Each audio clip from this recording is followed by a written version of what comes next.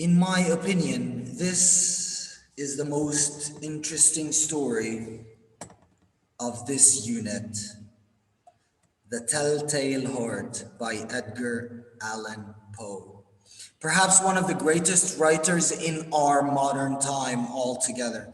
Edgar Allan Poe decided to wander inside the mind of madness. In this story, Edgar Allan Poe decided to take a look at things from a very, very different perspective. He took that to a whole new level. He decided that he would see things through the eyes of a mad person. If most people see things in a certain way, then how would a mad person see them? What inspires them? What motivates them?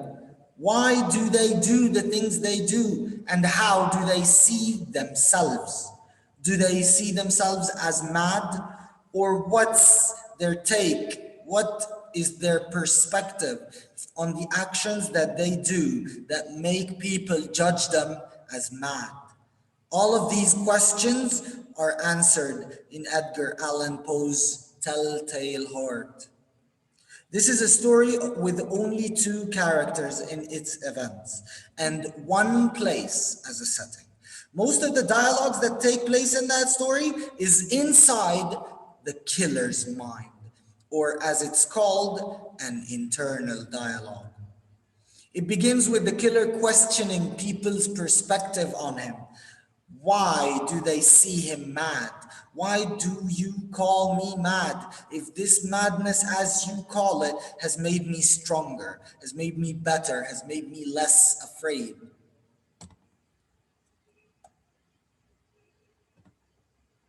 In every page, in every new page, we see a picture. And in that book, Alpha Literature, the story is told while they add paintings. And each painting would inspire the theme of this part of the story, how the killer is feeling at the moment, and how would we feel what he is feeling in his mind and in his heart through a painting. I love our book, Alpha Literature. It's amazing. Anyway, a very terrifying perspective from the killer as we wander deeply into his mind and realize that his delusions, his crazy ideas has made him justify such a heinous action as committing a murder. Nothing in the world is worse than that. So it would make us wonder, would make us ask questions. How does he think that it is okay to take someone's life? The story takes place inside an old man's house. The narrator starts to describe him. How did that old man make him feel? He starts to explain his motives and his thought process, which mostly is an internal dialogue, as we see in the text in front of us. In the next page, we see a picture that is called Death Dancing. If we would look at the picture, we can see that it's like a face, a head, with looking left, and a skeleton with a strange hat or smoke is looking at him while running the other way or dancing. See, that's the beauty of painting as well. That kind of painting is called abstract. Each one would interpret or translate it into a different way, but in the end, it would give most of us exactly the same feelings. The killer says that the old man, it was the old man's time to die. We can see from the internal dialogue what he is thinking and what is going on in his mind. Afterwards, we start to dive into the details of how every step he took was motivated.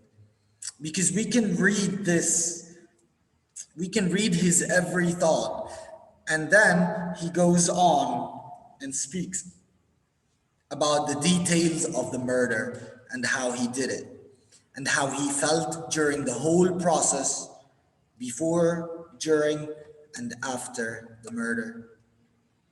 In the next page, we see the picture of the bed and the nightstand and the chair and the window. That is the setting where the murder takes place. Each detail in that painting in front of us is relevant to what happened in the story, which is why I love our book, Alpha Literature, because it relates paintings that has nothing to do with the story to what is happening in this text, Edgar Poe's Telltale Heart, and this painting. They are very much related. If you would read through the text, you would understand how closely related the picture and the text and the story and the setting that is currently going on and the theme is. We dive deeper through the demented mind of the killer, and as to how the different way he saw things made him think and drove him over the edge of sanity into the fall to insanity.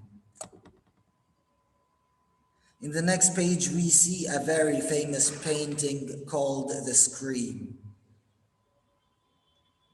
I am amazed at how the feelings coming out of these paintings are so closely related to the story. In this page, in this part of the story, we deal with the killer's guilt.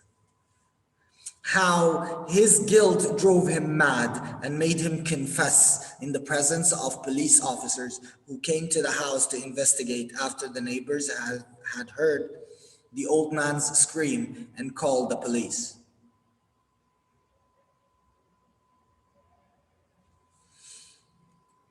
The beauty of our narrator, Edgar Allan Poe, is that he captures such an intricate and difficult picture of a killer's mind. In a crazy man's head, things are so confused. Emotions are all over the place. It would be very hard to put them all together in a single dialogue, in a story, to very accurately capture what he felt, what he thought, what he wanted, and why. This is why Edgar Allan Poe is one of the greatest writers who ever lived.